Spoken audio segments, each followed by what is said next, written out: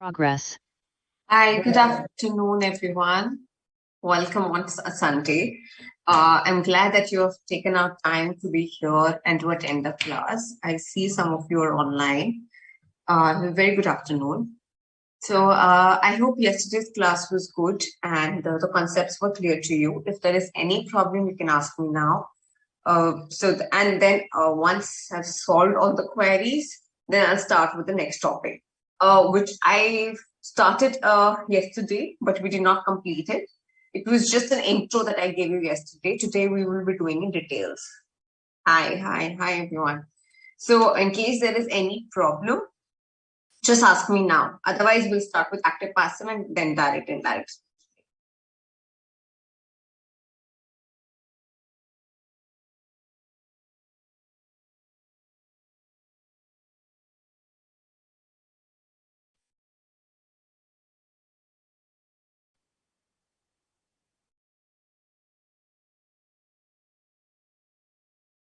Any problems?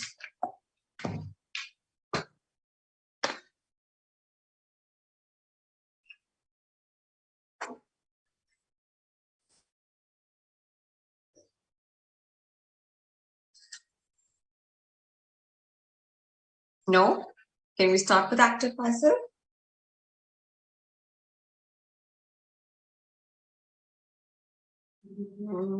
I don't see anybody asking any question.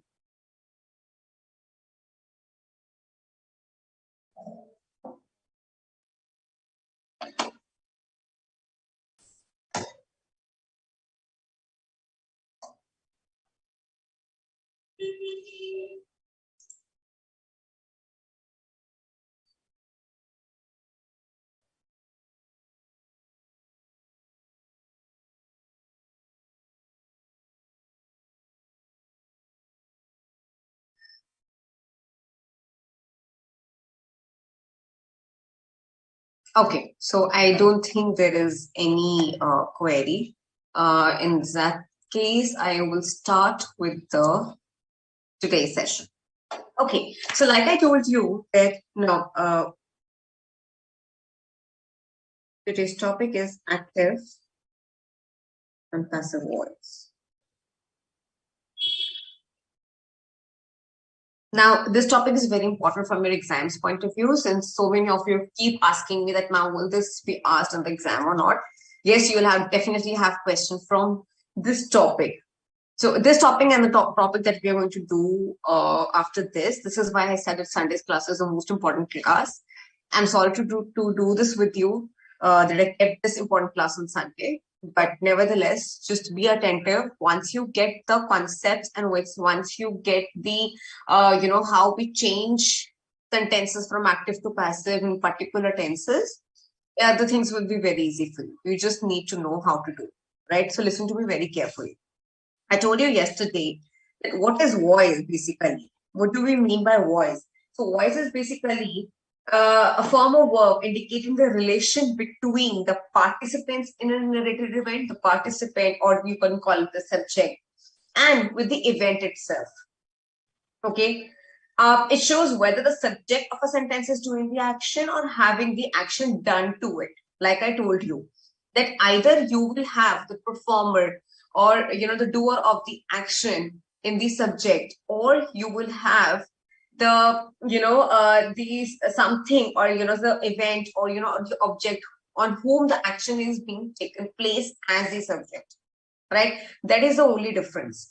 But for that difference, the entire sentence changes, right? The meaning remains the same, the meaning more or less remains the same, but the focus changes.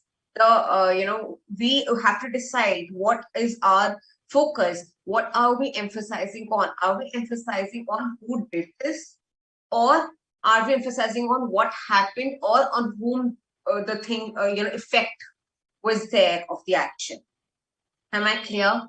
Yes. So basically that is what the voice does. Now, when we talk about the active voice, in active voice, we are simply focusing on the doer of the action or the performer of the action, the one who is doing the action.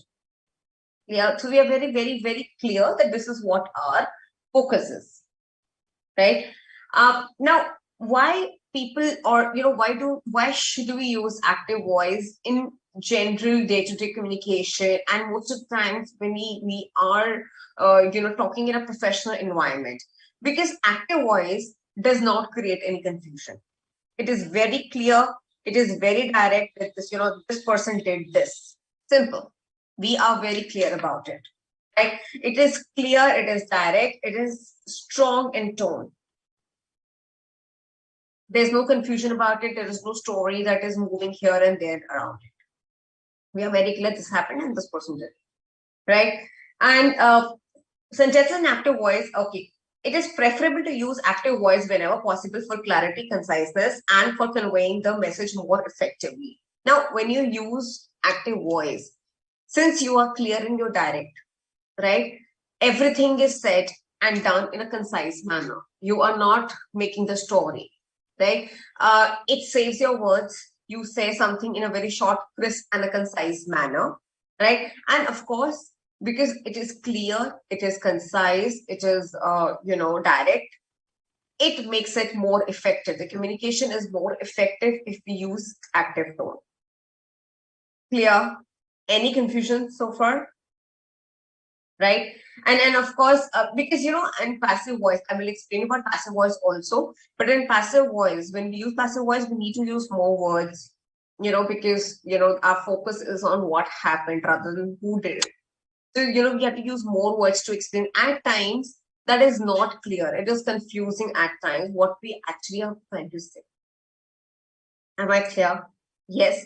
Now, if I talk about I will explain you with examples later on. Just understand what active and passive is basically, and how do we use it, and why do we use it. Now, the passive voice is basically, like I just said, that it is used and in here our focus is on the subject on whom the action has been taken place, or who is the receiver of the action basically.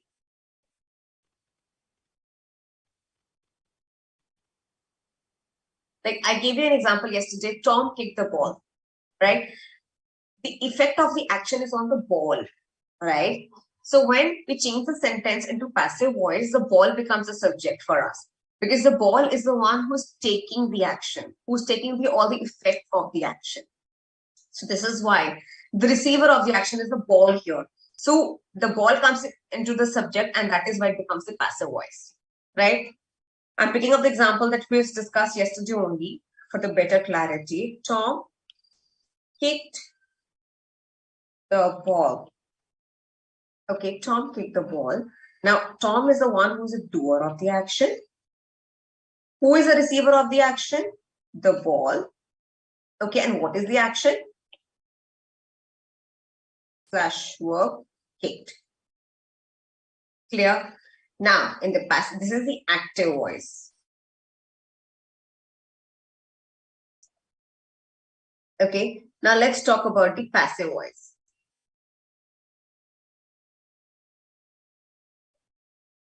The ball was kicked by Tom. Right? Now here, if you see, read both the sentences. Things have not changed. Only thing has changed is the focus and the emphasis. The emphasis here is on the ball, that what happened to the ball. Now, ball was a receiver of the action, who is also the subject in this case. The doer of the action becomes the agent in this case. By Tom. Who did this action? Who did this action? This action was performed by whom? By this. Okay, and this is the action. Was kicked by Tom. Now, this difference we are going to study now, how to change from active to passive. That is something that needs to be taken care of. In every tense, the rule will be a little different. I'm not saying it's going to be something very major, a little different. So if once you get those structures and the rules of those structures right, things will be pretty easy for you. Okay. Now, before I start with the active passive and the difference and how do we change the sentences, let's understand why do we even use passive voice. All of this is given in your study material on page number 2.18 and 2.19. Okay, so I'm going to just read things one by one from your study material only. To emphasize the action rather than the actor, as I said, emphasize on the action rather than the actor. Who is the actor in this case? Tom is the actor in this case. But our concern is not the Tom. Our concern is what happened to the ball, right? To keep the subject and focus consistent throughout the passage. Okay, sometimes we want to be very consistent. Now we want to keep our focus on what happened, right? And so we use passive voice. The speaker is being discreet by not naming the person responsible for any deed or actions. So at times, like mostly in the headlines also, probably we don't want to take the name of somebody. We just want to talk about this happened and we don't want to name anybody. In that case, we use passive voice, right? You want to explain it to somebody that, this problem is there or this accident has been done or whatever. Some mistake has been committed in organizations, in a professional, but you don't know the person or you don't want to name the person. In that case, you use passive voice, right? If I say a wrong email was sent, okay, now the wrong email was sent to the client. Now, who sent it? I don't know, right? Or I don't want to name the person. But the focus is that this action has been done. The wrong email was sent to the client, right? I'm not naming who is the performer or who's the doer of the action. I'm just saying this has happened. Am I clear? Yes. So in that case, well, I'll be very direct. Sometimes you want to be diplomat in the situations. You don't want to name, and you don't want to, be caught by, because you've been forming something. So you use passive voice in that case. To describe a condition in which the actor is unknown or unimportant. I just told you that also. At times you don't know who has done it, so that can be an honest thing also. But you know what has been done. So when you are conveying or when you're communicating the thing, in that case, you use passive voice because, of course, you don't know who did it. To create an authoritative tone, right? When you want to create something authoritative, enter into the restricted areas forbidden. Yeah, when you're giving some instructions, when you're giving some warnings, you use passive voice.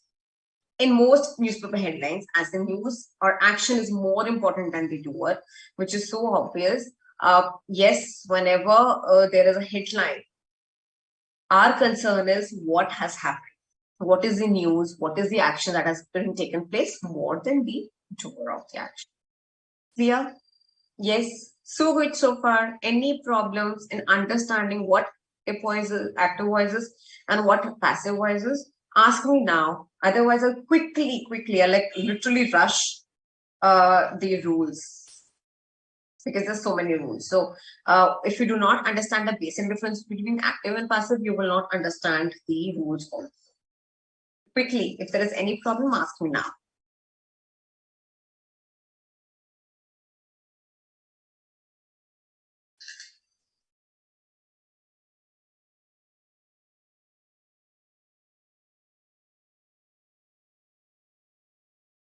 I'm waiting. If there's any problem, just ask me now. Any confusion, anything that you want me to explain it again to you?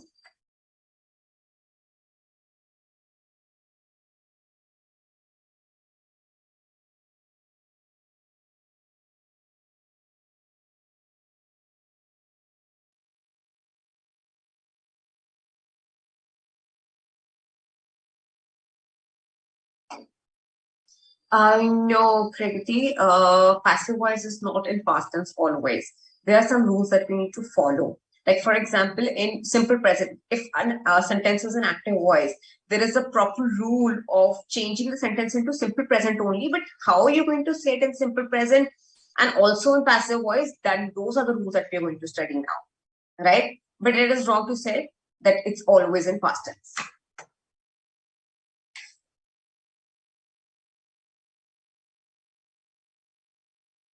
Smriti, to be short in a very short or a brief manner, I can say that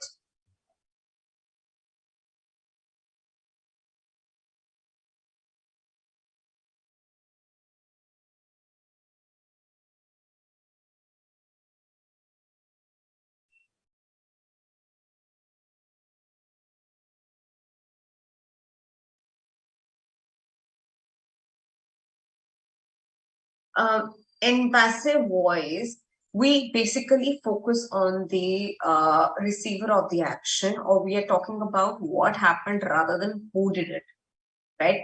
In active voice, our subject and our focus is who did what, right? But in passive voice, our focus is just on what happened, right? We want to focus on the object or the receiver of the action, or maybe the object of a sentence more than the subject, more than the doer of the action. Clear?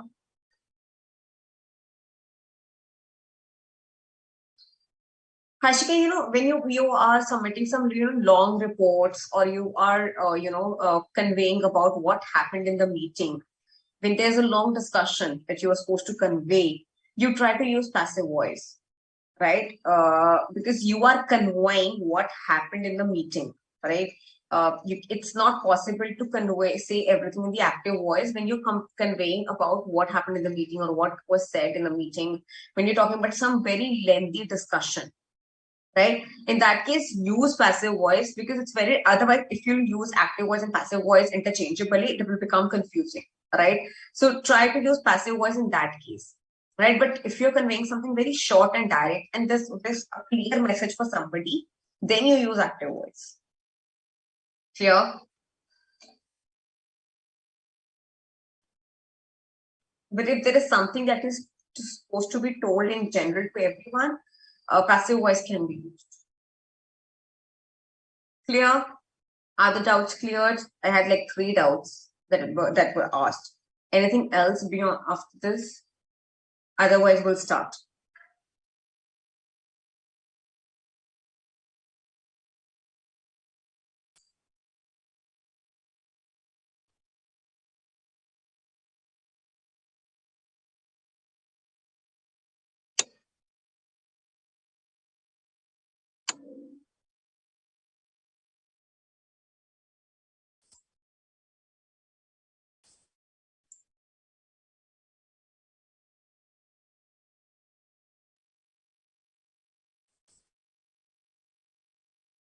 Okay, so I don't think there are any more doubts.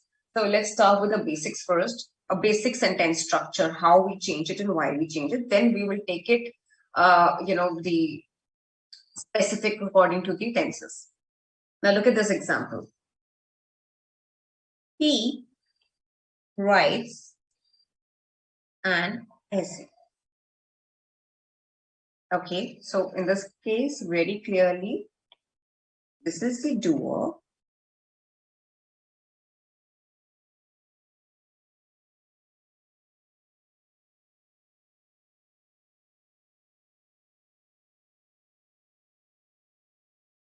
Also the subject, also the performer. Okay, now writes is of course the action that has been taken place, or of course we call it a verb. Clear? Now, what action is taken place? On whom the effect of writes is essay. What is being written? Essay. So this is in the object, or so the receive. Okay. Now, if I have to change this sentence into passive voice, this is an active voice now, because the performer of the action is the subject here. Now, if I want to change this into passive, I will have to move an essay in front, because that is my focus here. I will shift my essay here. Okay. And now this he is going to go in the end. Okay. In case of pronouns, we change them. He is a pronoun, so he will become him here. Okay, we will discuss this rule at length, that how the pronouns change. But because this is coming in the end, we will use him here. We don't use he in the end, right? So if there would have been the name, if there would have been name like Rohan writes an essay, I would have just used Rohan here, then there is no change. But if they're pronouns, then we change. Am I clear? Okay. For example, if there was they, then I would use them here. If there was she, I would use her here. If there would have been you remains you. If there would have been it remains it. If there would have been we in place of he, I would have used us instead of him. Okay, this is given on the page number 2.1. There's an entire table that is being made here that how pronouns are changed when we are changing from active to passive voice. Clear? But in case of names, proper nouns, there is no change. Clear? I will give you more examples so that it's clear to you. Okay, now an essay comes here and he becomes in the end.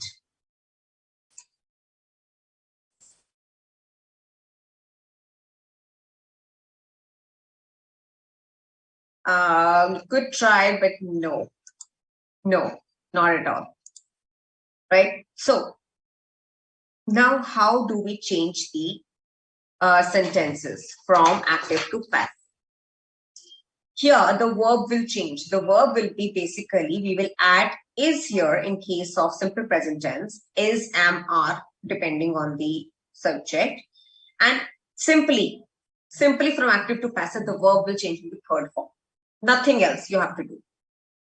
Third form will remain consistent for anything. This is why I told you yesterday, go home and read the verbs form. If you have studied the verb forms, very good. If you have not, please do that. Right? So writes will become written here. An essay is written, him. Whenever we change from active to passive, before the doer of the action, we have to add by in passive voice. An essay is written by him. Now this is the complete sentence. He writes an essay is active voice. Iska passive form is an essay is written by him. Clear? Yes. Yes. Any problem?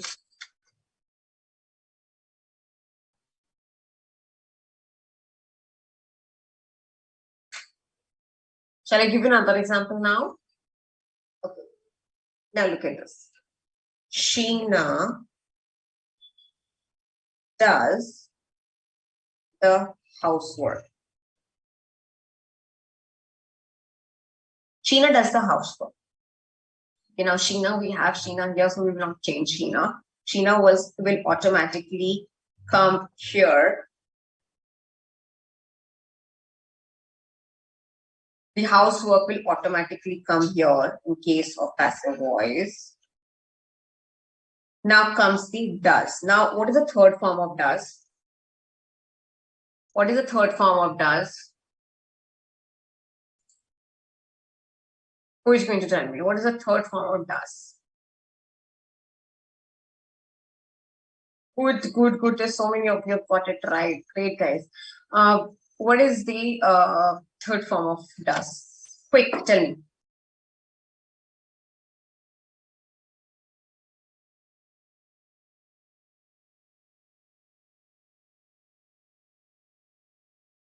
Let me see how many of you have actually gone back and studied the verb forms.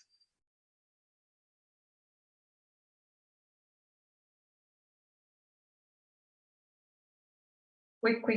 I can't see your answers coming in.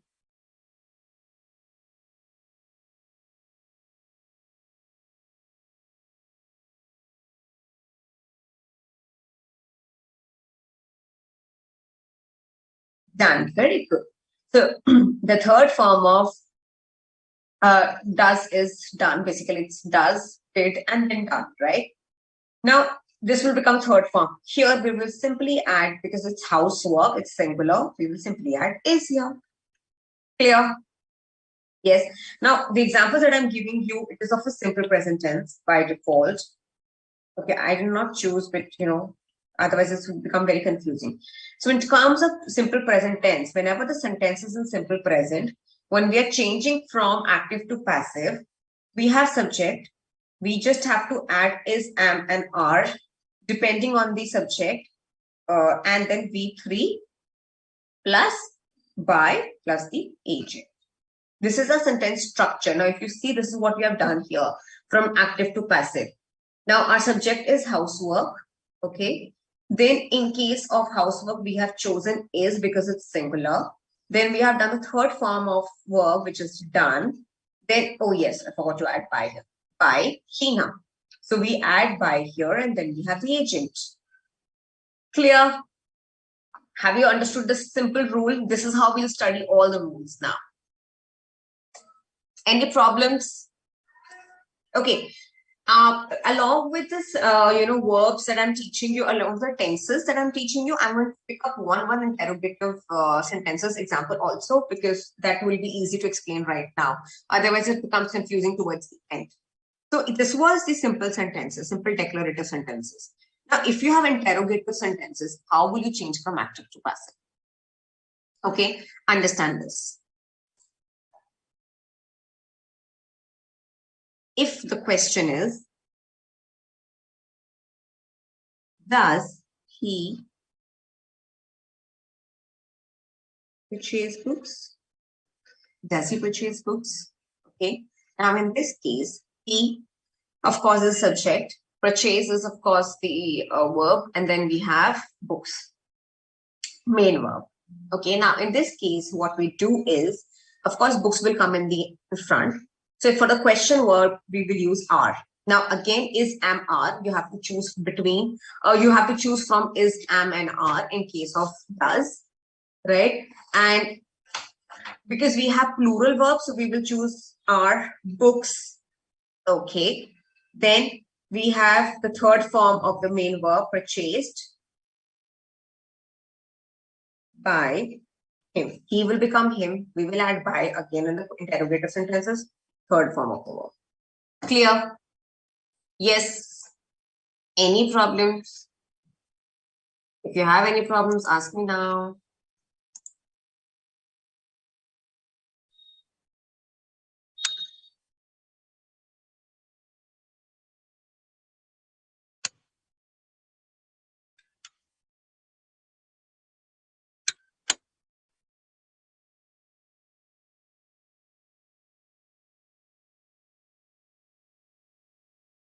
Do you want another example?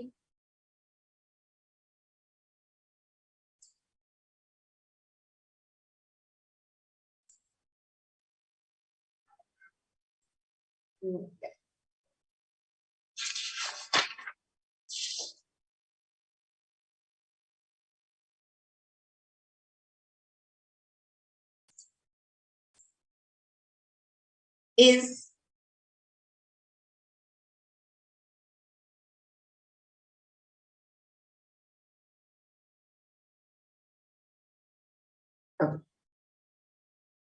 tell me for this one.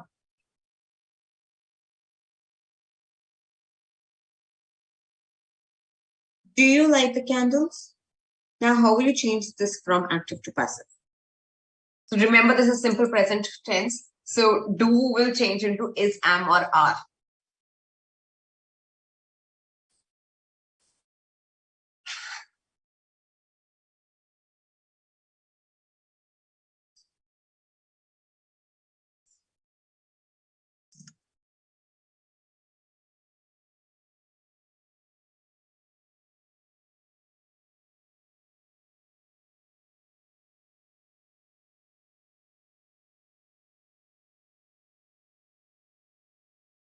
Quickly.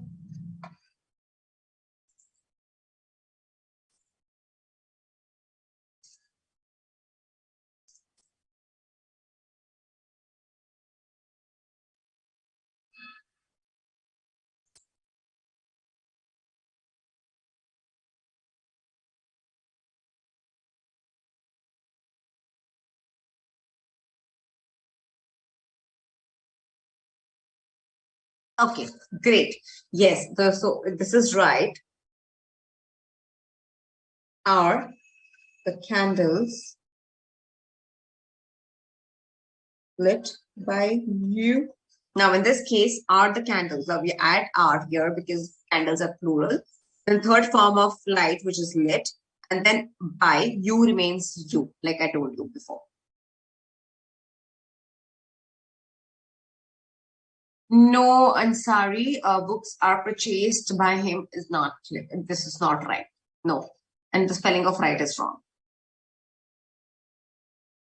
Okay, great. So most of you have actually got it. I am glad.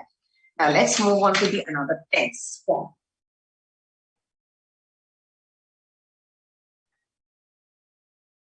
Now we have present continuous tense. Now, in terms of present continuous tense, what do we do?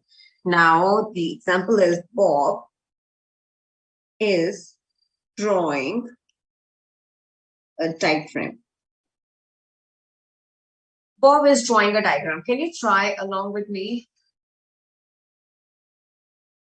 Okay, I'll explain you. This is a little confusing also. So, of course, a diagram comes here. Bob goes in the end. We add by before the Bob. Now, the verb is drawing. This is present continuous. So, now what will we do? In this case, is will remain is because it's a singular diagram. Otherwise, you have to choose between is, am, or are again. Then you have the third form of be, which is, be plus ing. So being, and then the third form of drawing, which is drawn. In case of present continuous tense, we have subject, we have is, am, and are. Then we have being, which is for everything, for every sentence at present continuous when we're changing from active to passive. Then we have V3, then we have by, and then we have the age. Okay, clear? Any problem so far?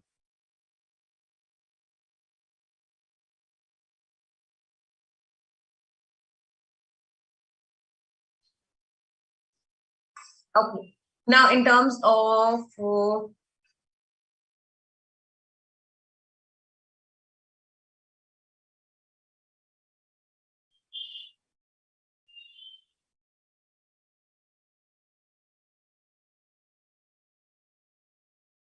okay, is it fine? Should we move on? Okay. Now I'm giving another sentence. You will have to change this for me. She is waiting for Rima. Okay, now change this for me. She is waiting for Rima. How will you change this?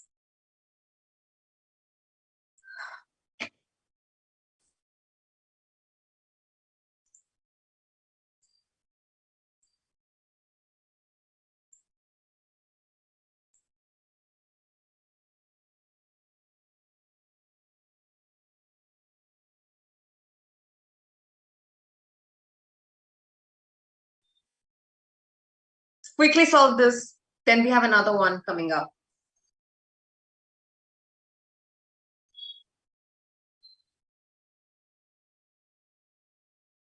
which is interrogative. We'll change quickly the interrogatives also.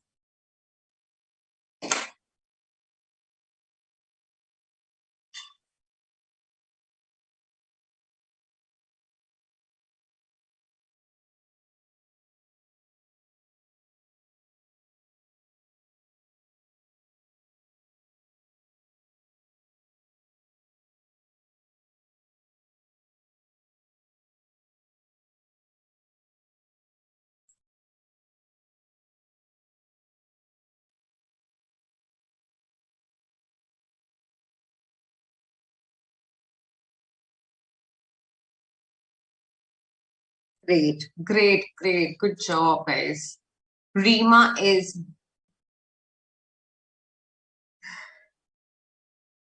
okay. Guys, you forgot for here. There's for also here. Okay. So in this case, the answer would be, but it was a good try, everyone. So Rima is being waited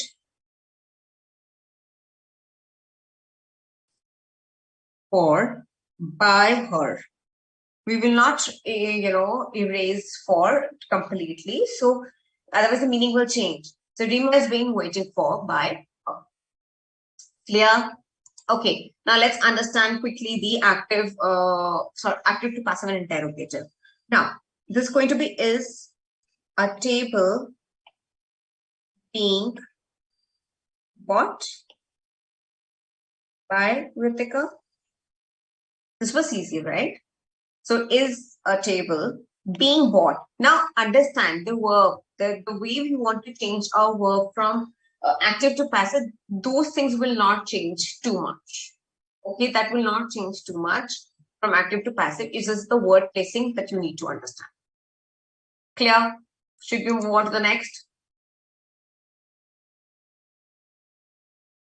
Good try, Harshita, Dipanshi, Harshika, Neha, Dinyansh. Great. Patel, Provala, Kujima. Okay, I don't know if I'm pronouncing your name correctly, but yes, good try. No, sorry, you got it wrong. Is has to be in the beginning because it's a question, right? So in question sentences, we need is, am, are, do, does, what, has, have in the beginning, right? Okay. Next is the present perfect. Have I given you anything more than that?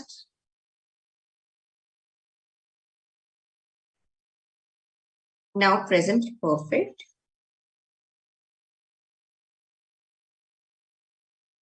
Now in terms of present perfect,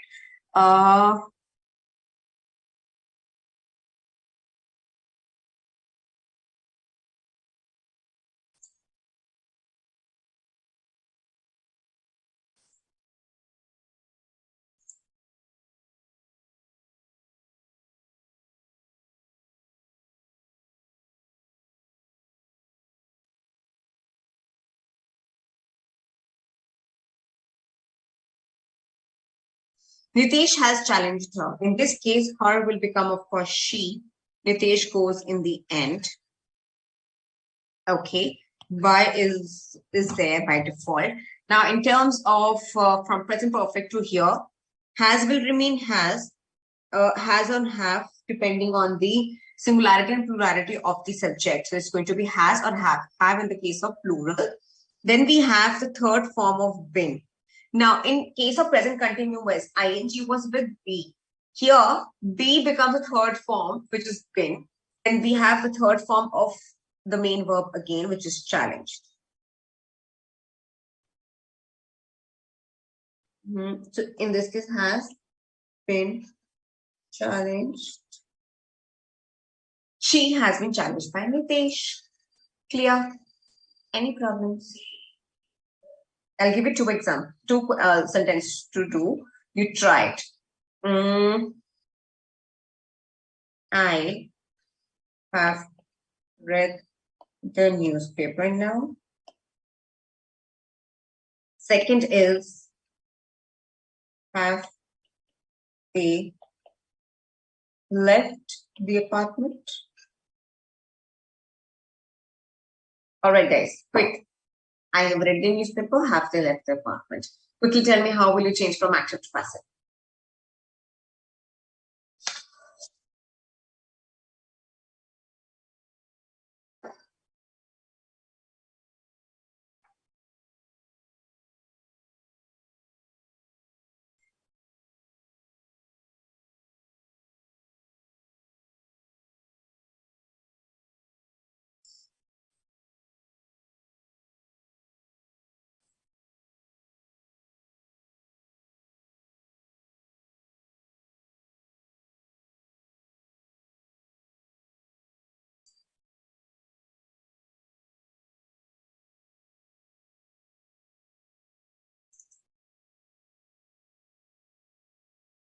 Chetan and Pragati, why would you use have in newspaper? Is the newspaper in plural? Rest seems okay, but why have instead of has?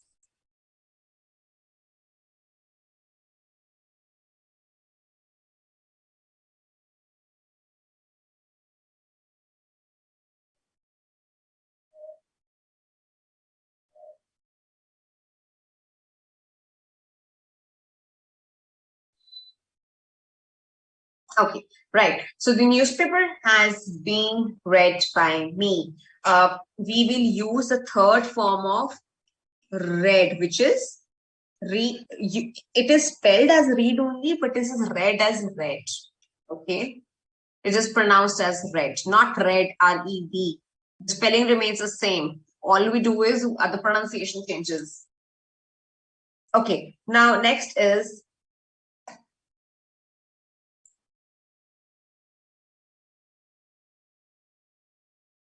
apartment is one, guys. We will use has here. Has the apartment been left by them? Okay, now has the apartment been left by them? Clear? Okay, now they becomes them. Now next comes the simple past tense. Now in terms of simple past,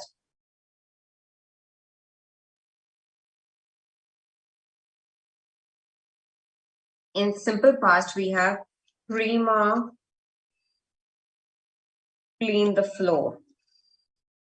Okay, here the rule is quite easy. We have the floor was cleaned by Rima. Now the rule is subject plus was or were. Of course, depending on the third singular plural, by and the et. Clear? Yes, now I think it's easy for you guys to understand. Quickly tell me, what will you do with this? I saved him. Next example is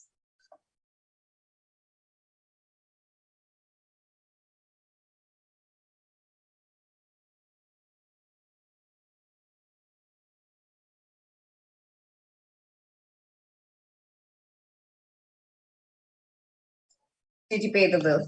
Okay, quickly tell me. For both, what will you do?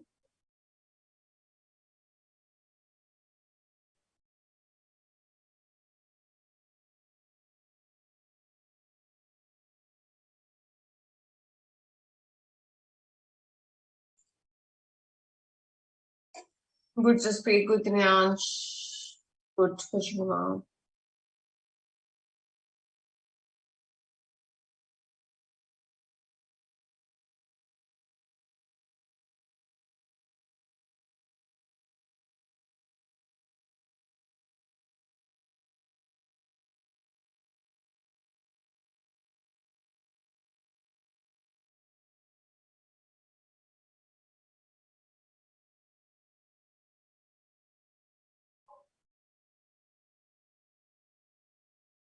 Guys, this is simple past. Why are you using is the bill? Will not it? Will it? Won't you change it to was the bill?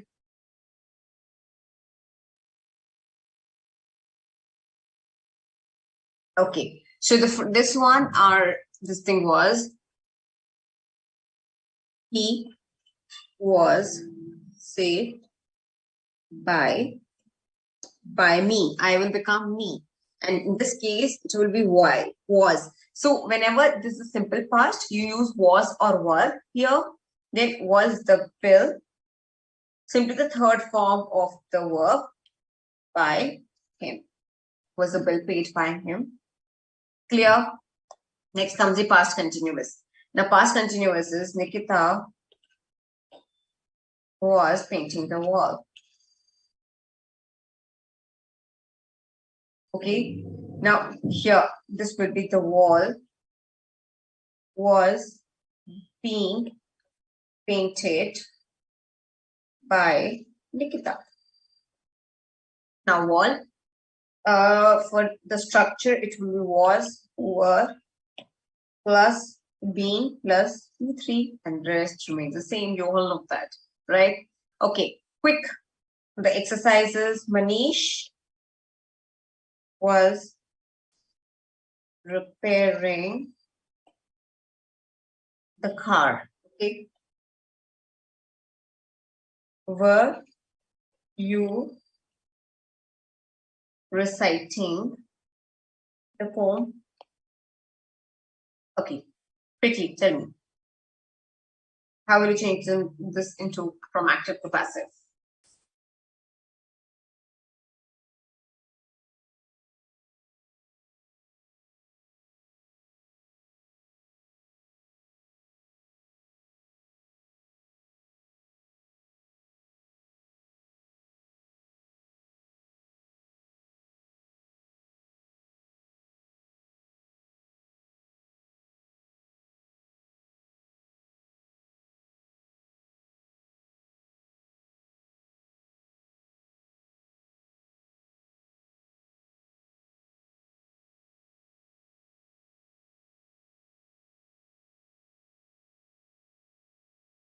Quickly, tell me.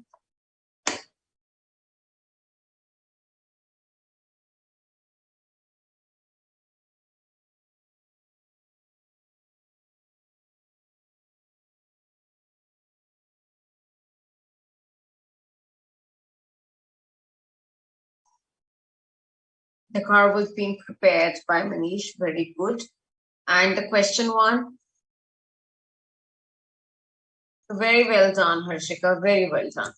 Yes. So for the question, it will be, was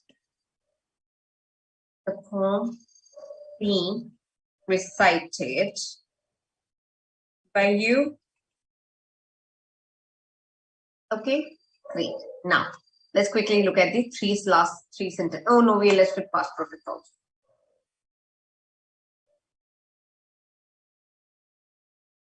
Is it difficult? No, I don't think so. Are you guys finding it difficult? Misha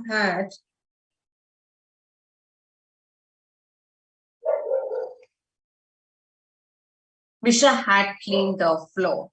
Okay, the floor, had will remain the had only, it will not change. Had, we will just add the third form of been, then we will add clean, and we will add by Misha. Clear? The floor had been cleaned by Misha. Is it good?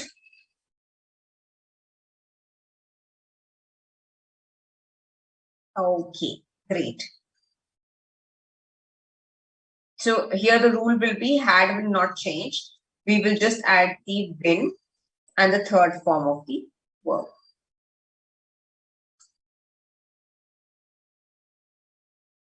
Okay. Now examples quickly.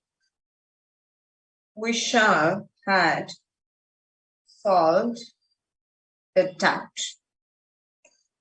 Okay. Had the caught the thief. Okay. I've told you this rule. Now you know, use your mind for the interrogative also.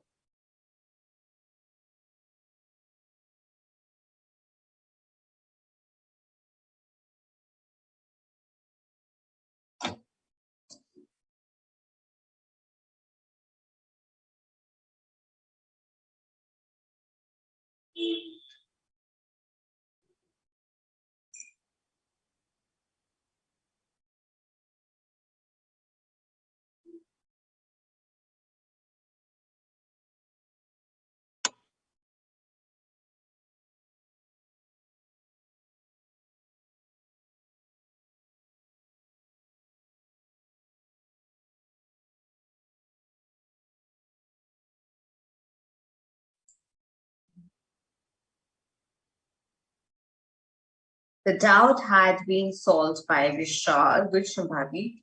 Very good.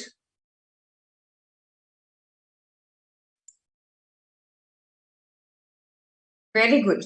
Had the thief been caught by them? Very well done. Very well done. So, you know, when we're using had or when we're using have, the first word doesn't change. Okay, it is only in the case of do and does that we change it. Had the thief been, third form of the verb, caught by, they will become clear. Okay, great. Now next one is Priya will sew the bag. Priya will sew the bag. Now in simple future, it is very simple. The bag will be sewed by Priya.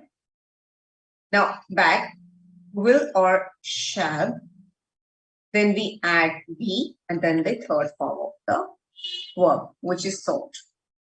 In case of mostly ed words,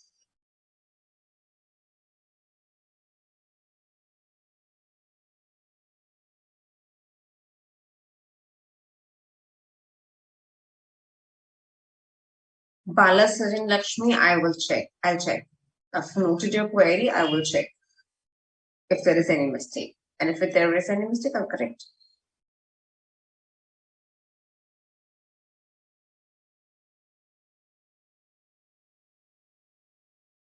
Okay.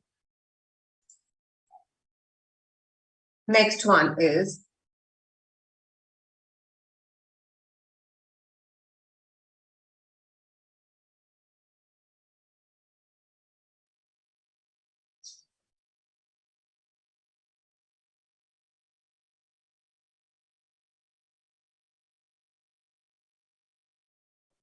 quick.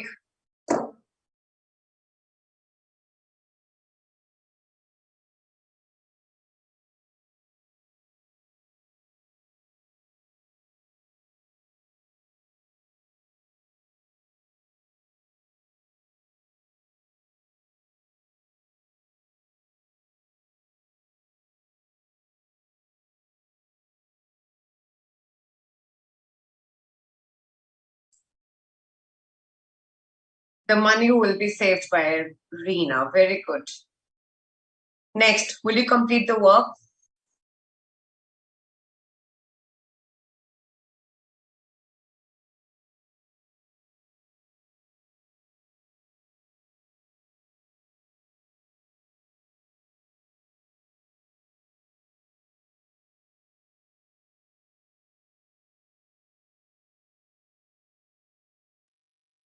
In case of interrogative also, it will be, will the work, okay, be completed by you? Clear? It was easy. Next, future continuous.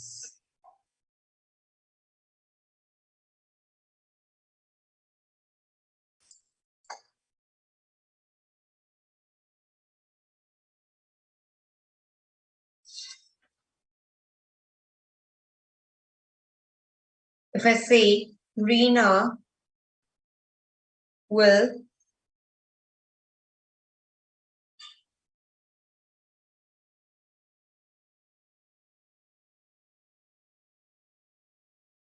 the money will be being saved by Reena. Okay, the money will be being saved by Reena. I don't think we use this quite often, but just for your understanding, I'm telling you this. We don't use this quite often, this future tense, future continuous tense, because it's very confusing. But that this is a rule. Next comes the future perfect. Again, we use that quite less. If I say they will have won the match. Okay, sorry. In this case, it was will plus be plus being plus V3. Now, in this case, the sentence structure would be subject plus will have plus been plus V3 plus rest. Now, this will be the match will have been won by. Now, we hardly use these two tenses, but this is only for your understanding since we are doing all. I will not spend much time on these two.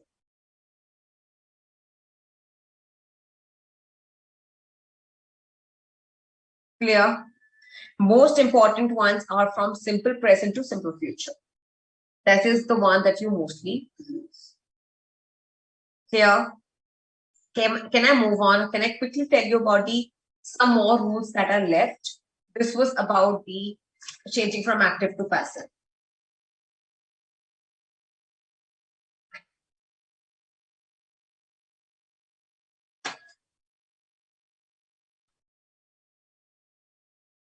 Okay. In case you have can or may in the beginning, which are the modal verbs, right? For example, may I buy the computer Okay. In this case, we will say, may the computer be bought by me. Okay. So in this case, may will remain may. Then comes the subject. We will add be plus V3. Clear? In case of modals, right? For example, if I say, can she play a violin? Can you change this from active to passive for me using the same rule?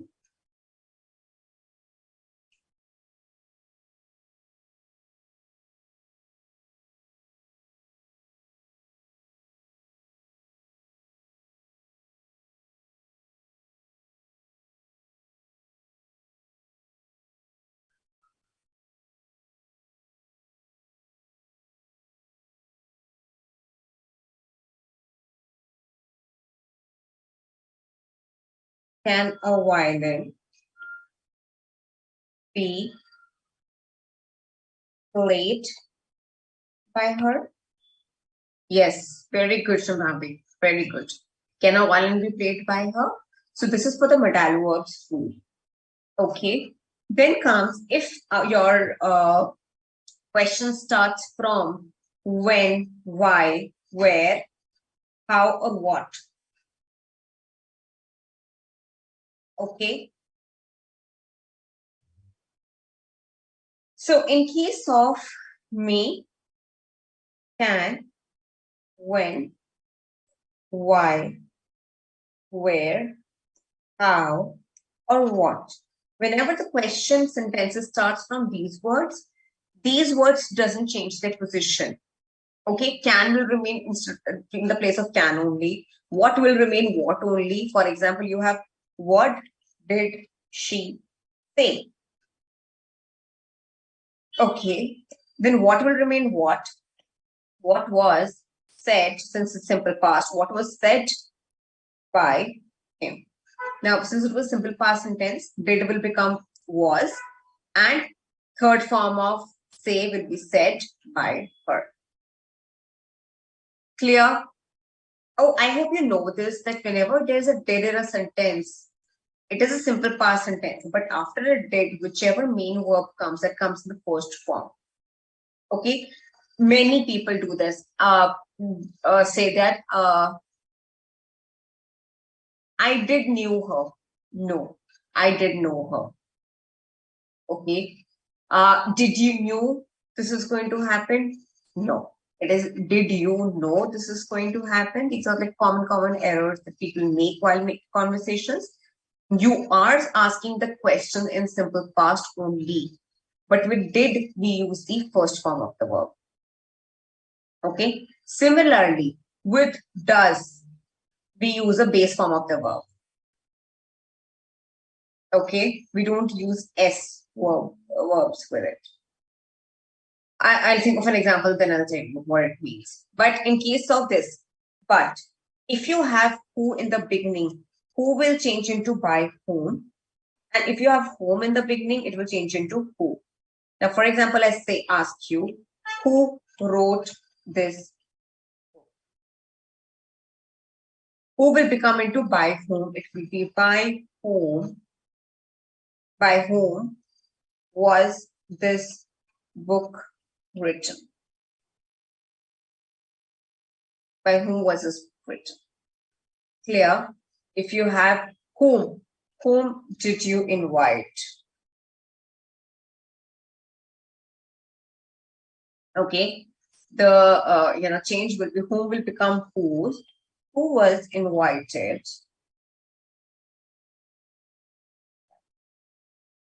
Clear? Any problems? Last, we will talk about the imperative sentences. Then I'll take a 5 minutes break, and then we'll start with direct and indirect speech.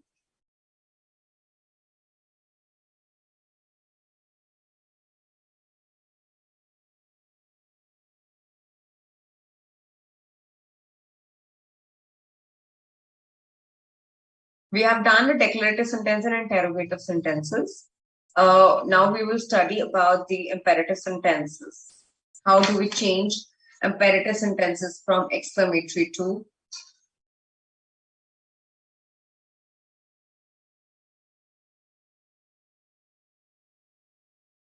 active to passive?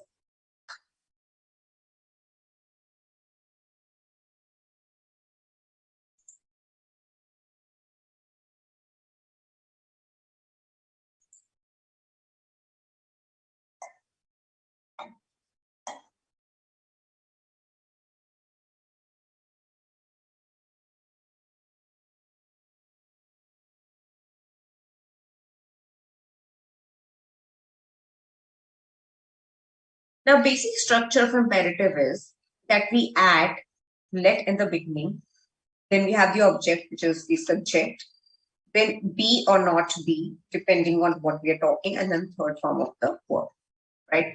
For example, the example is shut the door. We will add let here. The door will come in front here. Then we will add be and shut. Okay, be and the third form of the verb. Shut is shut only in third form. Okay, if I say always speak the truth. Okay, let the truth always be spoken. Clear? Yes. Okay, this is a simple way of changing. Now, if there is an imperative sentence which is making a request, in case of imperative sentences which mean request, we add please in the active to passive sentence. Okay, or no, you add, sorry, in the please is in the active voice, you add you are requested to. Now, if I say please do me a favor, okay, I will say you are requested to do me a favor. Okay, this is how you change it. Nothing else changes. Instead of just please, you will write you are requested to. Okay, right? If this is an order, if you are giving order to somebody, then you will just simply add you are ordered to. Okay, for example, the sentences get out of my house. You are ordering somebody. You will just simply add from active to passive. You are ordered to get out of my house. Rest, everything remains the same. Clear? If it is an advice, you will use you are advised, right? For example, I tell somebody, work hard. In that case, I will say you were advised to work hard. Clear? Imperative is quite easy. You just have to know how to use these words. Clear? Everyone, is everybody clear with imperative sentences? In case of, obligations, you use should. Respect elders in the family. You should respect elders in the family. Follow your dreams. You should follow your dreams. Clear? Any problem so far? Okay. Active to passive is there. Passive to active. Just simply change the rules. Reverse the rules. Right? If I tell you to change the sentence, let me give you a sentence and then we'll stop with active passive.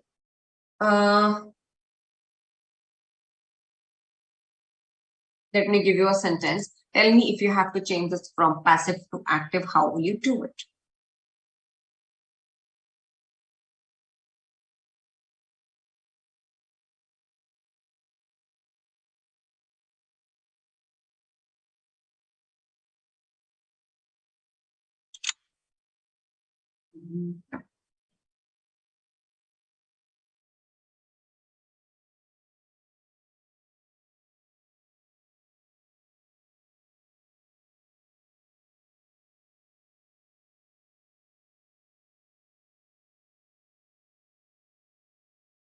If you have to change the sentence from passive to active, how will you change? Now, this is a passive sentence. Changes into active now. Reverse the rules, please. This is in simple present tense.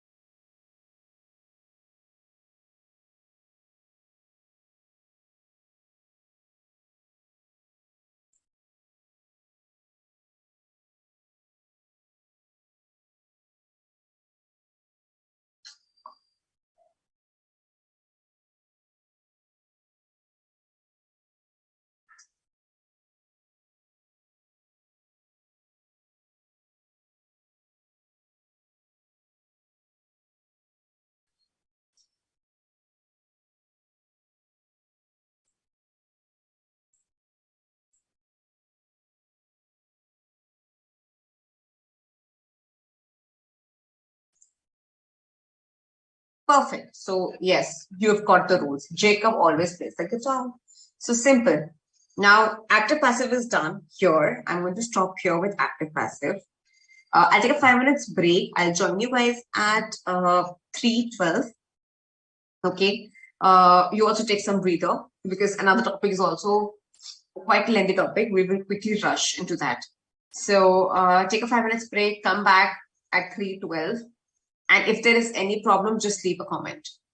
If everything is clear to you, just say that, ma'am, everything is clear.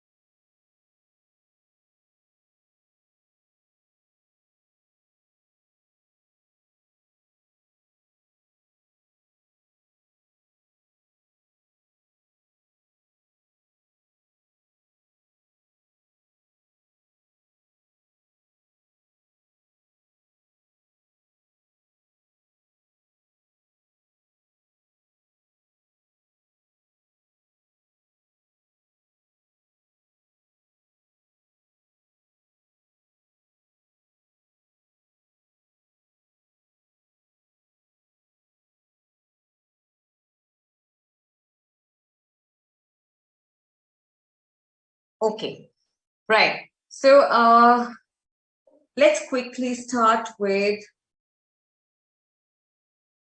the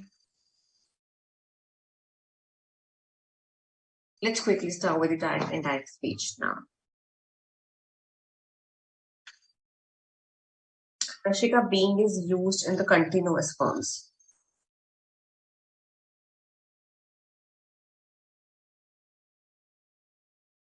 Yeah, so you'll use the movie is being watched by us tonight. Your question is, we are going to watch a movie tonight. So this is a present continuous tense.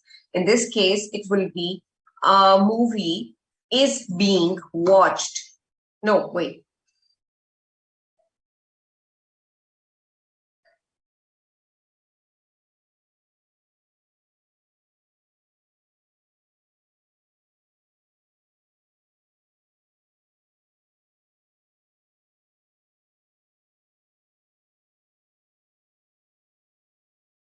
Rashika, let me just check with this. 1 second. You've confused me also. I'll just sort this thing. Remind me towards the end of the class. We will do this. Mayur, you can do it, but it doesn't make sense. Exclamatory sentences are most inactive only. Of course, you are expressing it actively only. You can't do it later on. Okay, let me stop with that and I will come back to your query.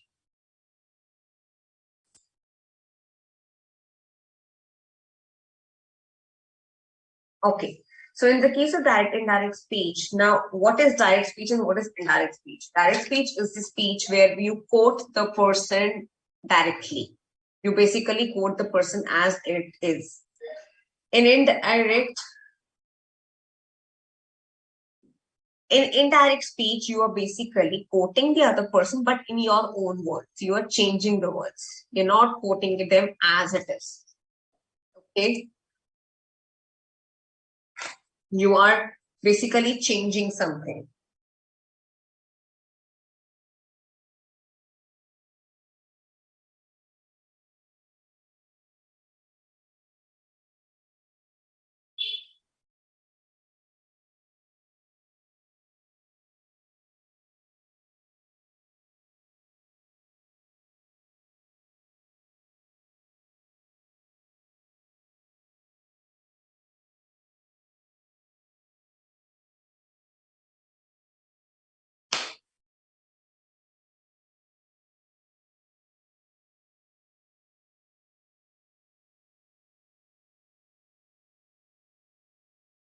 Let's try. Yeah. So in direct and direct speech, we basically use now why do we use direct speech? We use direct speech to convey the exact words of the speaker, to simplify it or clarify the information that is being reported. You are just clarifying, this is what happened, and you use the author's word or the speaker's words as it is. You are witnessing, you are giving an account of something that you have eyewitnessed. Then you might use direct speech. Then you want to insert some dialogues in your narrative. Basically, you're writing story writing, maybe you're doing. So you want to insert some dialogues, use direct speech there. Or basically, maybe you are writing a story, or basically you must have watched something and you want to quote somebody directly there. Something in direct speech, you use those words. In reporting minutes of the meeting, when we are making the minutes of the meeting, in the meetings, you might want to quote what the boss has said, what the head of the project has said as it is. You don't want to mix the words, or you don't want to convey it in your words, but you just want to convey it as it is. In while reporting speech, many direct quotes are included to convey the essence of the speaker's message.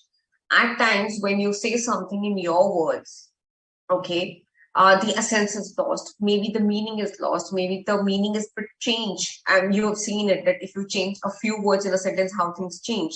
We just read from active to passive. In active to passive, maybe the overall thing is the same, but the focus is different. Right? So at times when you are expressing something in your words, the meaning might get lost. To avoid that, you want to use direct speech only. Okay. Scripts of the film and plays. Plays are basically written plays, and drama is written in direct speech only because it's dialogue writing process. So you use direct speech in that. Then comes the indirect or reported speech.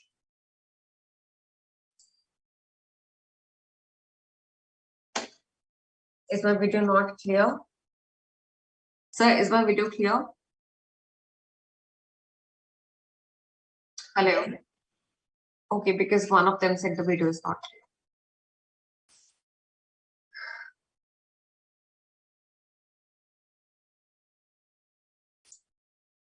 Okay, so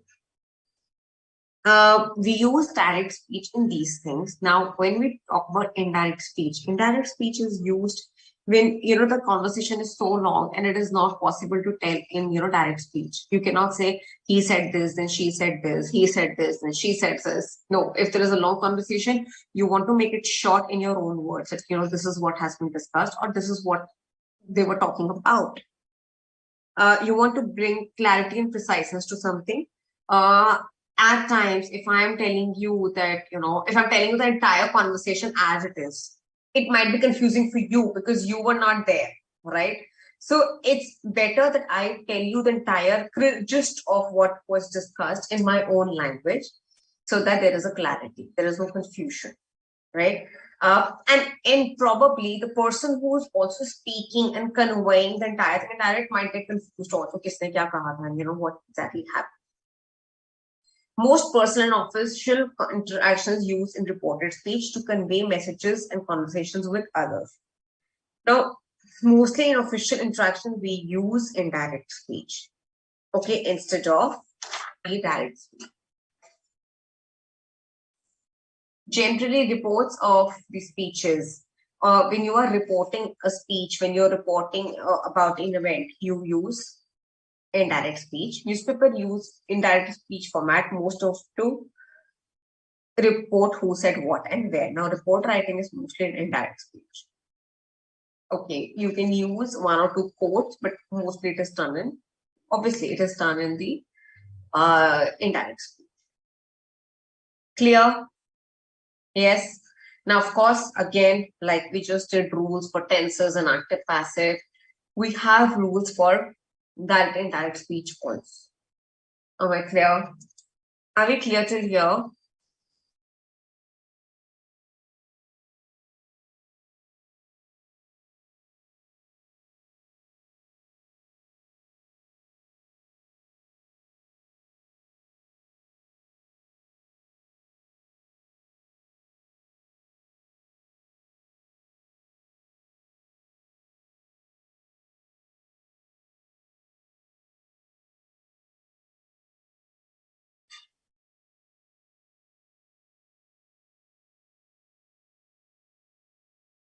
Any confusion? Otherwise, I'll proceed with the rules now.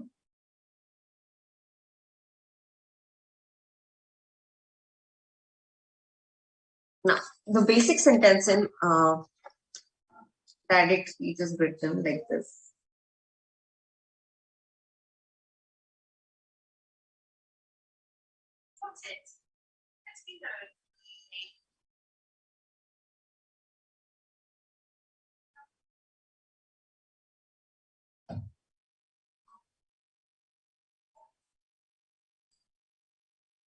Okay, look at this.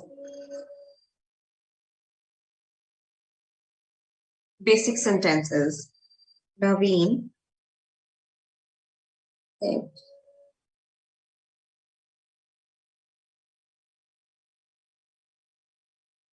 he is young. Okay. Now, if we understand the the parts of direct speech. Okay. Said. This is called reporting verb. There are many other reporting verbs that you can use. Instead of said, you can use says, asks, okay, exclaimed. There's a whole list of reporting verbs that you can say you can use to express the right tone or the expression of the dialogue. Okay. Now, this was a simple sentence, so we have used said here. Then comes the comma. we use a little comma after reporting verb. We use these speech quotes or quotation marks, or you can call it inverted commas. This is very important to show that this was said as it is. Okay, we have not changed anything about it. Inverted commas, quotation marks. Okay. Now, usually we change. This remains the same. We change what is there in the quotation marks when we are changing from direct to indirect. Now, in this case, it will be Naveen said. Now, when we remove comma, we use that here. That. Naveen said that. Naveen asked that. Okay. Naveen says that. So, whenever you remove comma, we use that before opening the quotation marks. In this case, Naveen is talking about something else. So, he will remain he. Is will change into was and young because you're reporting it afterwards. You're not reporting it right there. Also, if your reporting verb is in the past tense, the entire sentence will change. Okay, based on the rules. The rule for the simple present is that simple present changes into simple past. Okay, simple present sentences will change into simple past only if the reporting verb is in the past tense. If the reporting verb is not in the past tense, it is in the present tense, the tense in the sentence will not change. Clear? I'll give you more examples for this. In this case, because this was in past tense, we change this into from simple present to simple past. Clear? Have you understood about that? Have you understood about the comma? Have you understood about the inverted commas? Have you understood about the reporting verb and the reporting verb about the tense? If the reporting verb is in the past tense, the sentence will change. If the reporting verb is not in the past tense, it will not change. The tense will not change. How? Look at another example. Isha says, I am. You can use double quotation mark and single, whatever you want. Traditionally, it used to be double. Now it is single. I am pretty. Now here Isha is talking about herself and she's also using the reporting verb into simple present. Now, when we open the quotation mark, when we change from direct to indirect, Isha says that. Says remains the same, that is added. I will change into she because we're talking about her. Now I am conveying that Isha says she is pretty. Okay. This will not change. The tense here will not change. Had it been Isha said, I am pretty, I would have changed it. Isha said that she was pretty. Now I am just changing the tense because of this. Since there was no change here, I did not change the tense. I just changed the pronouns. Okay, clear? Yes. Now, similarly, if you have will say, again, the tense will not change because it is like, again in the future tense.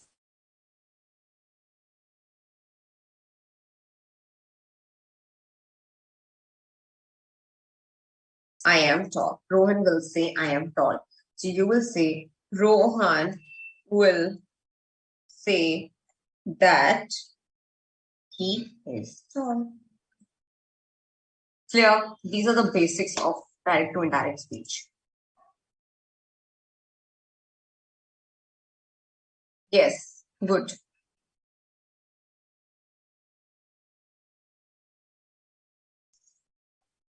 Okay, now should we start changing the sentences as per the rules? The rules are given on the page number 2.26 for you. Rules for the sentences given in direct speech, how to change them from direct to indirect. Now understand simple present.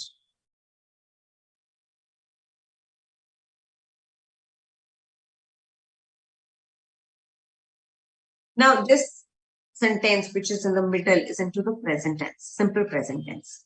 So we will simply change this into simple past. Simple past will be, and pronouns will be changed. Now quickly tell me what will be the response. It will be, Hina said that she walked. Clear? Yes. Next sentence is into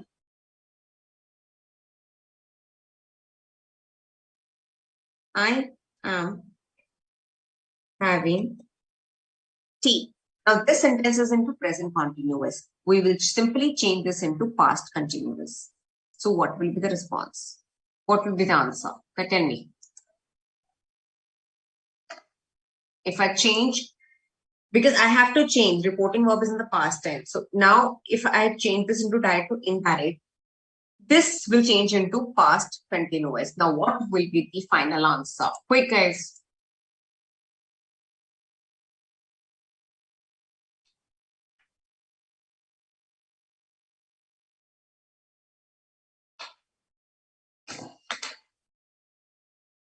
Quick.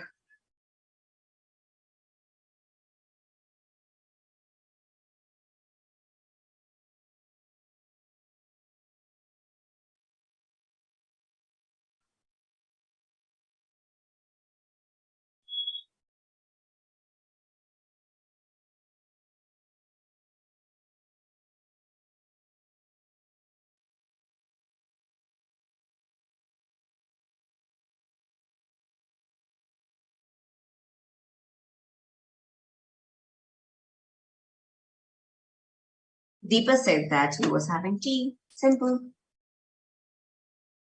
Next is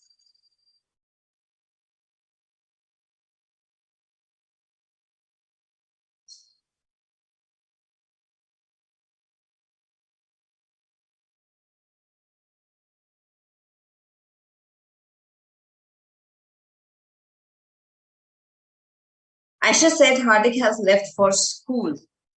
Okay. Now, this is present perfect. Present perfect will simply change into past.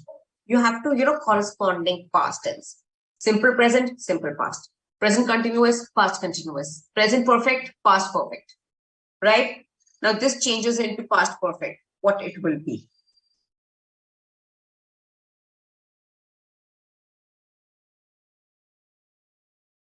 Hardik had left for school. In this case, there was nothing much to change in terms of the names. The name was mentioned, so we will simply change the past tense.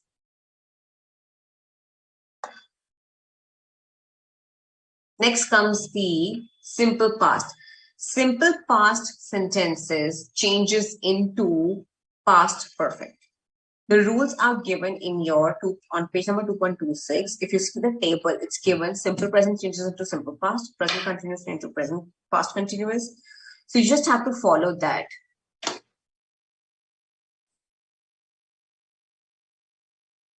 Great. So now you guys are picking up. Next is the simple past. Vidisha said Anya took pasta. Now, simple past changes into past perfect. So, what will be the answer? Past perfect.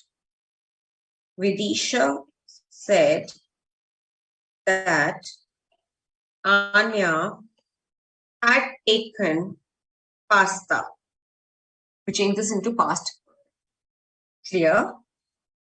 Next sentence. If there is past perfect will remain into past perfect only. It does not change. Okay, only the pronoun will change. How? If the answer was, Vidisha said Anya had taken the pasta,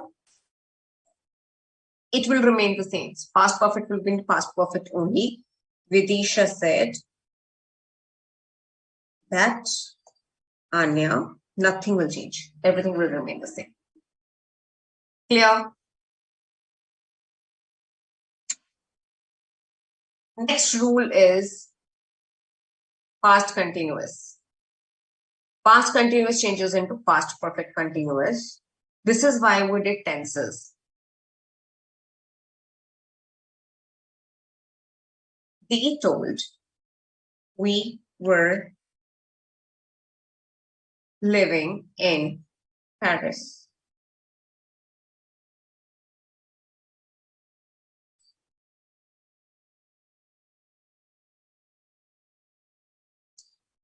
Okay. This will change into past perfect continuous. Okay, I'm going to change this example. I accidentally picked it up from your study material.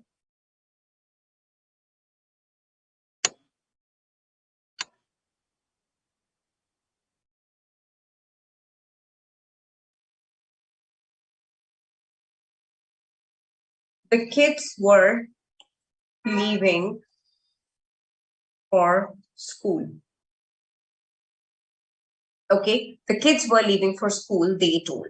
Now you have to change this into past perfect. The answer will be they told that the kids had been leaving for school. Cool. No, next. Future changes into past conditional. Now, when I say conditional, that means we would be using would here. Okay. Ramesh said, I will go to Sri Lanka. Ramesh said, now will change into would here actually, that he would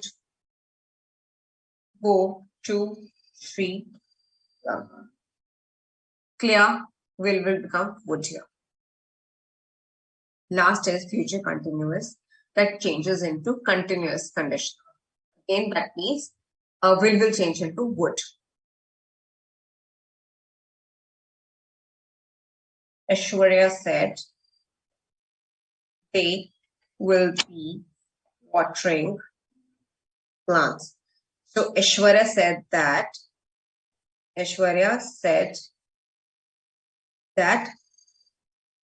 they would be watering the plants. Clear?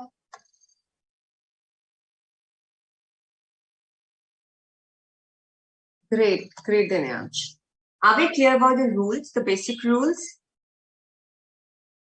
of from direct to indirect? Just follow this table that has been given in your study material. Follow all the tables rather. Okay. Once this is done, then I'll start with some exception.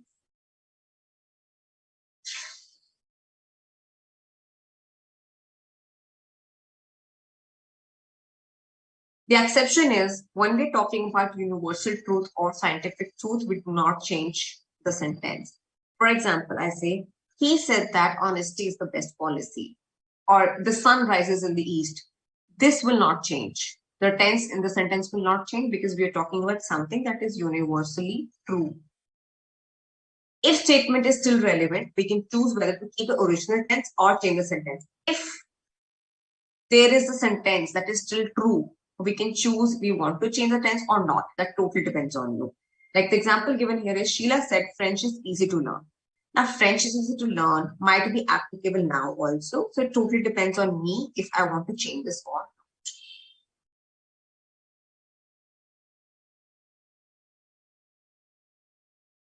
I don't understand what interchanging of words means. So I cannot say if the marks will be deducted or not.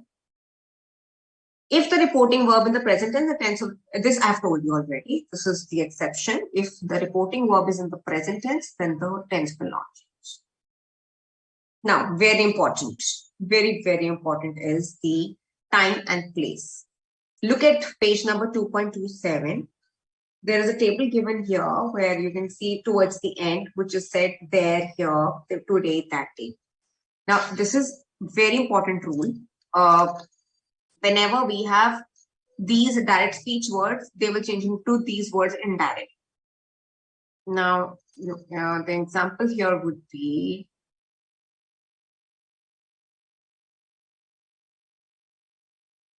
Okay, now the example is, he said, I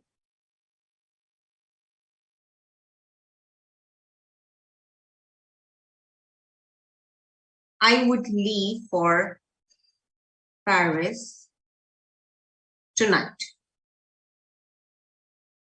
Okay, he said that he will remain to would leave for Paris. Now tonight will change into that night. Look at the table. Paris that night. So just learn these words. If the word is now, it will change into then. If the word is here, it will change into there.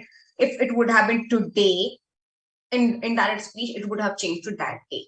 Tomorrow will become next day. Last week will become the previous week. Please learn this table. This is the most important table.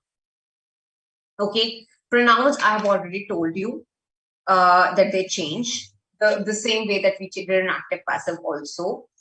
Then comes the modal verbs here.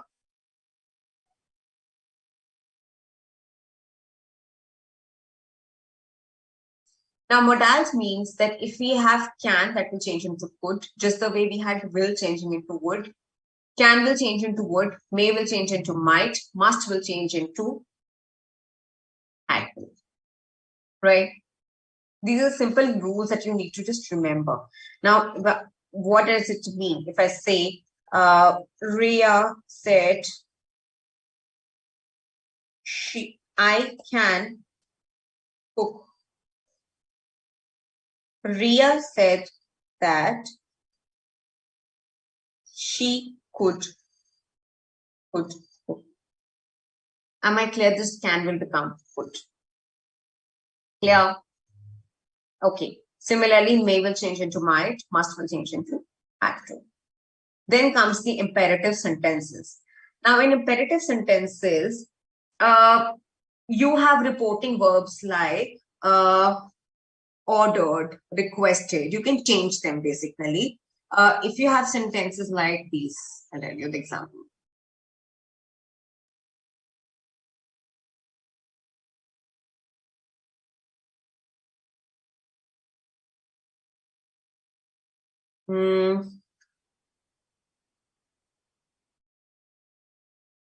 Let me show you the PPT.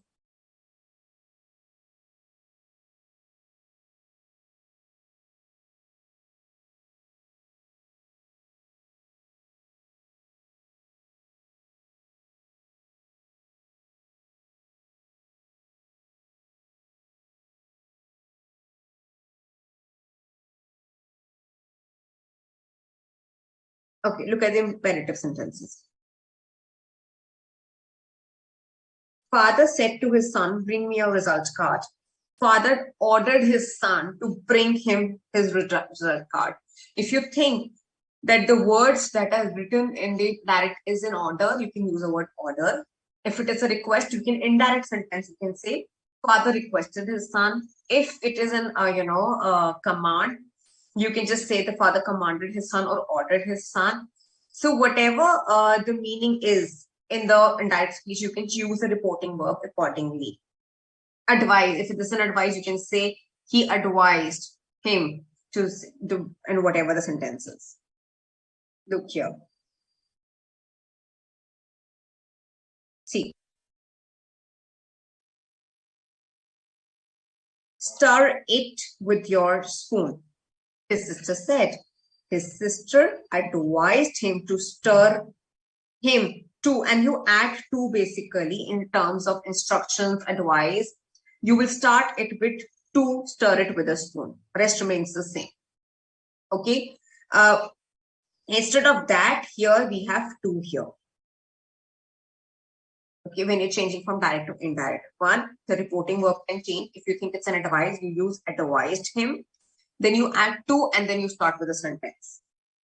Look at the next one. The son said to his mother, I shall never be rude to you.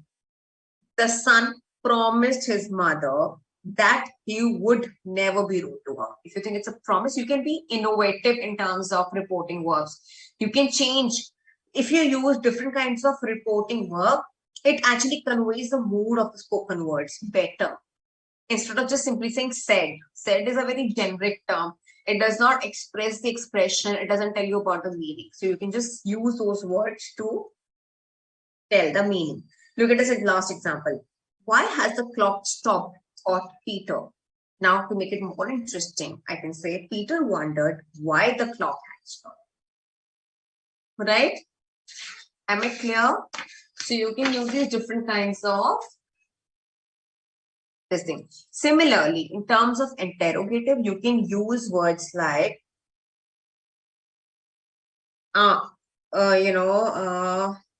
asked.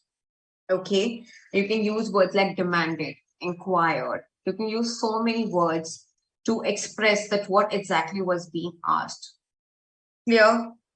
Look at this interrogative slide.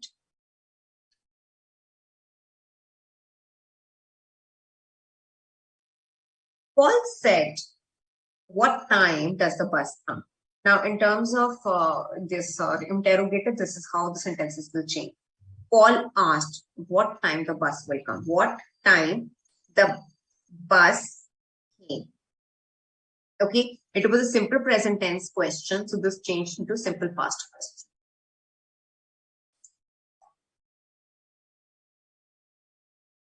Okay. Sarah asked, when does the show begin? When will remain when, then the object comes, and then the simple past will begin. Sarah asked when the show began. Clear? Is there any question, any problem that you have?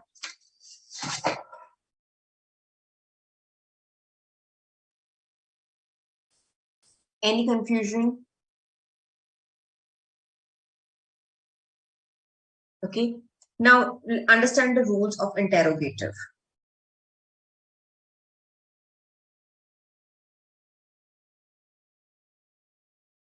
This is what I was talking about.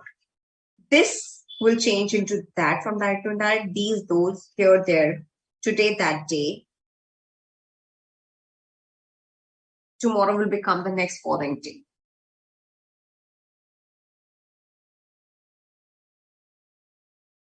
We'll have a quick practice session also. I might extend the class by 5-10 minutes, so just be here.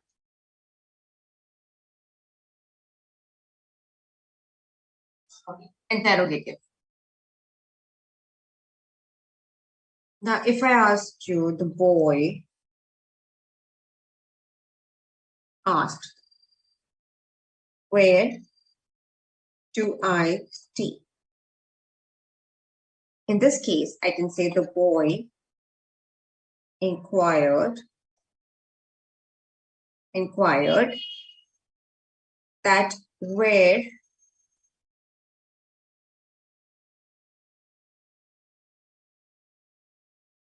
do you stay? Where I stayed. Okay.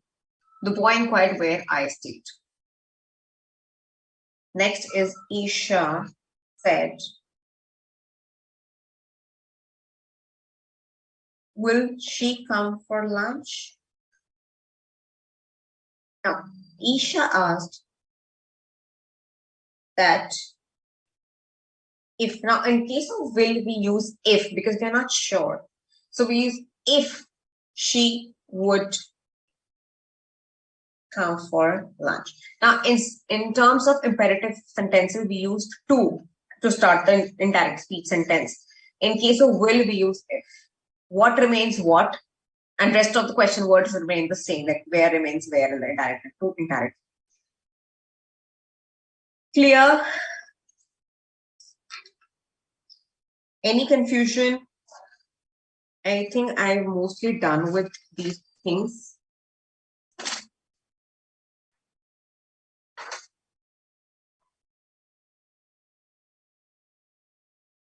Oh, yes, in interrogative sentences, the question mark is removed from direct to indirect. You don't use the question mark anymore when you're reporting the sentence because you're not using the direct speech. Now you are telling the question, their question in a plain language. So you will use simply full stop only towards end.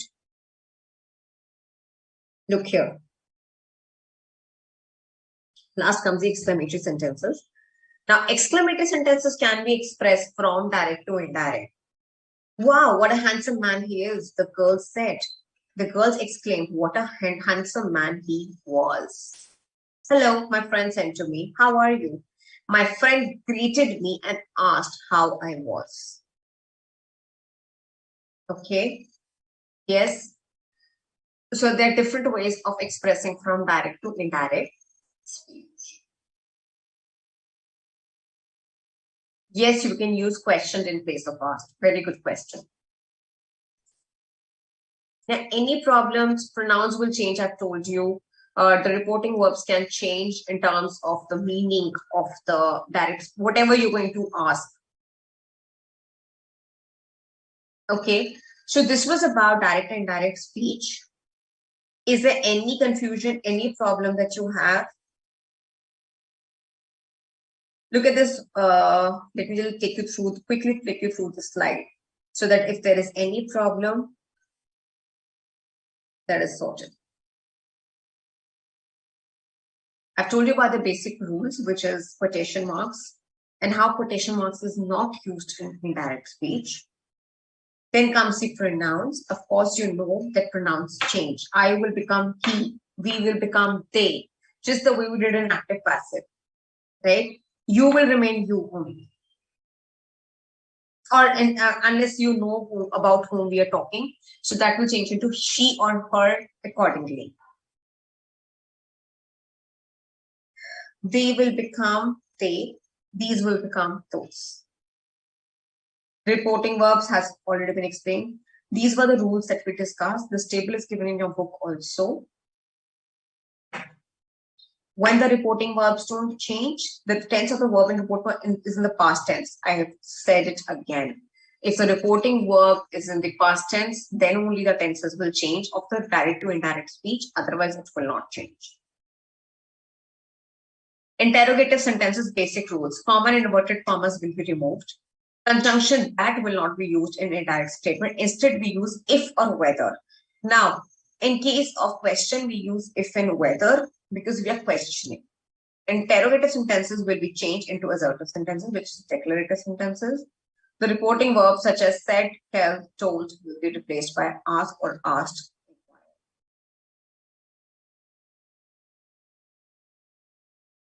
Changes in modals, can will change into could will remain could, must into must or had to.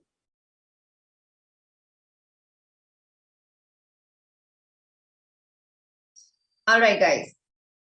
Let's have a quick exercise of changing from direct to indirect speech. See if you can solve this. If everything is clear. Let's start.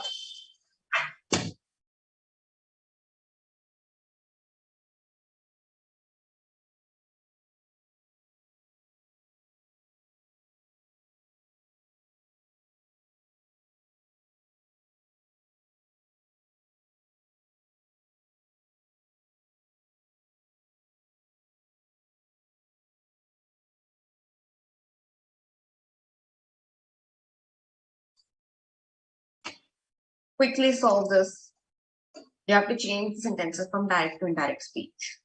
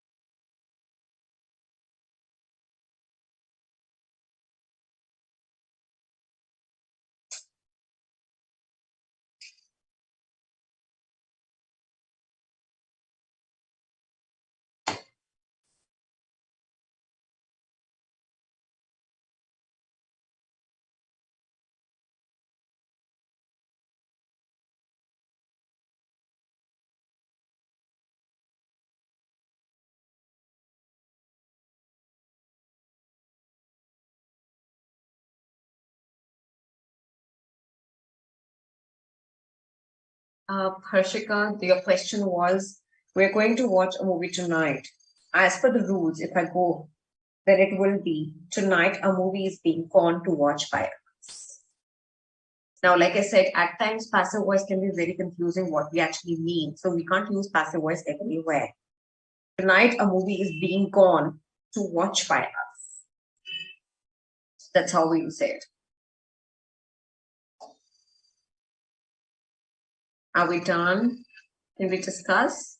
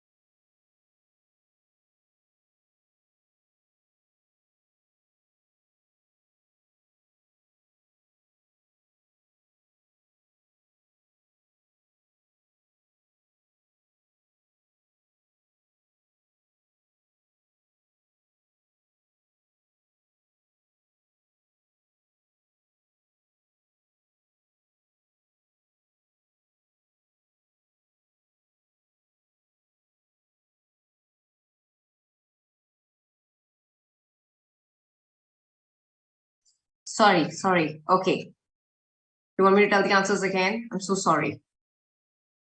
The commanders commanded the soldiers to march on. Father said, "Do you still intend to leave your job?" Father asked or inquired if he still intended to leave his job. Ali said to him, "Go away." Ali ordered to go away. She said to me, "Work hard at your studies." She advised me to work hard at my studies. He said to me, "Can you speak English?" He inquired or asked me, could I speak English? I said, "What a lovely girl she is." I exclaimed, "What a lovely girl she was." He said to me, "Be punctual." He asked me to be punctual, or he advised me to be punctual. He said, "What is the street?" He said, "What is the street number of your house?" He inquired what the street number of my house was. He says to me, "Where were you yesterday?" Okay, how many of you got this one right? One second.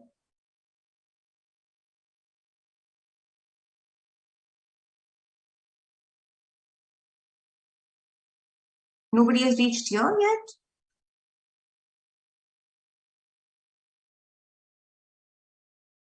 Tell me quickly this one, because there are 2-3 tricks in this one.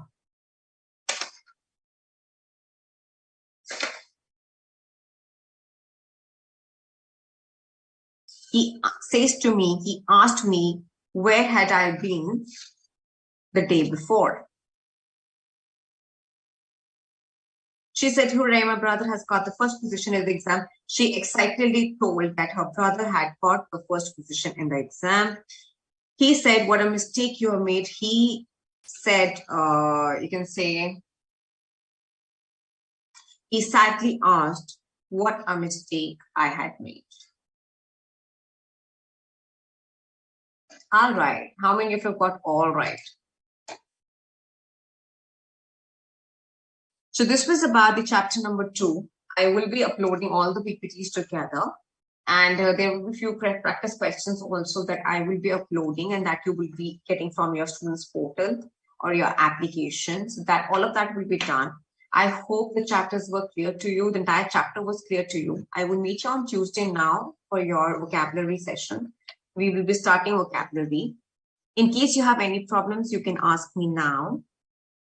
If all the concepts and all the topics were clear to you, you can tell me everything was clear.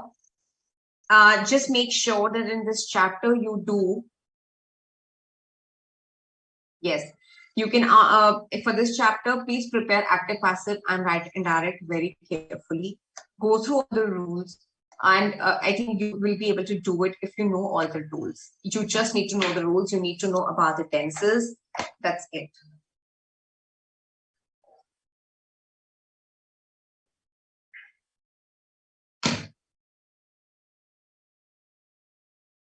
So any problems, or should we just call it for a day?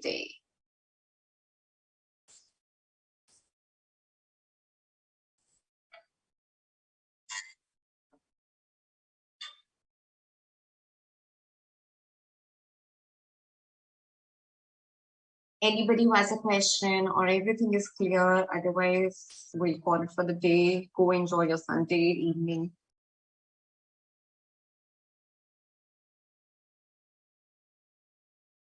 Great, great. I'm glad everything is clear to you guys.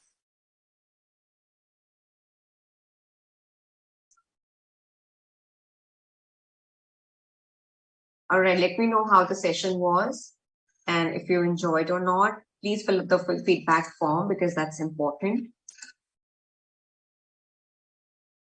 No problems. All right, great. Then go enjoy your Sunday and practice a little. I'll see you for chapter number 3 now. Bye.